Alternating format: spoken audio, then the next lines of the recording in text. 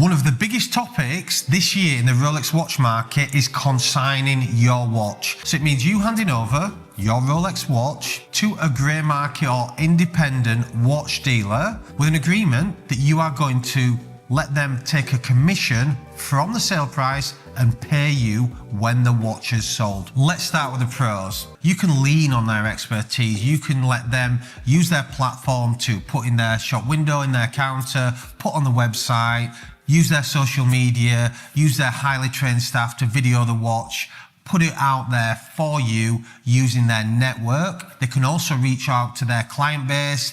These are the things that you're letting the dealer do. And the consignment price, normally just let you guys know, is around 5 to 10% more than a dealer's binding price. And that all sounds fantastic, but of course, like everything, there are always pitfalls and downsides to everything. The timescale for selling your watch needs to be agreed before, because it takes sometimes weeks and months for the dealer to sell their watch for different reasons. If they're choosing a watch that they're taking from you that they really don't have any particular expertise in, they've just given you a consignment price to get the watch in stock, or they don't have the dealer network or certainly the expertise in the market, that watch in itself might take a long time to sell. So you have to be mindful that when you are choosing your dealer, the time frame wants to be realistic.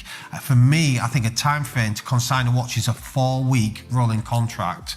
Some dealers do charge up to 15%. I think a fair amount in 2025 to use their network and their expertise is around the 10% mark. Again, it does depend on the watch. If you've got a big watch that's 80, 90, 100,000 pound mark, some deals will work for 5% because it's quite a few £1,000s. If you've got a small watch, let's say a watch at 1,000, 2,000 or 3,000, they might want 15 to 20% to make it worth the while. One other thing you have to bear in mind when you're consigning is have an agreement in place for what you actually want returning for the watch, because what will happen as time goes on, things can change in the grey market. We all know how quick the Rolex market is changing in 2025. If you've had that watch on consignment for 6 weeks, the price actually was right at the time. Unfortunately, the market's dropped.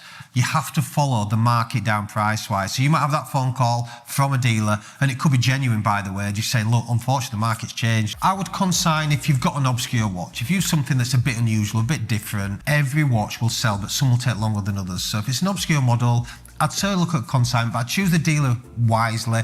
You know, if you've got an old vintage watch, choose a vintage watch company. Make sure they are well established and they have your interest at heart. I've seen it 1,000 times. Taking that little bit of extra money sometimes to the wrong dealer can actually get you burnt.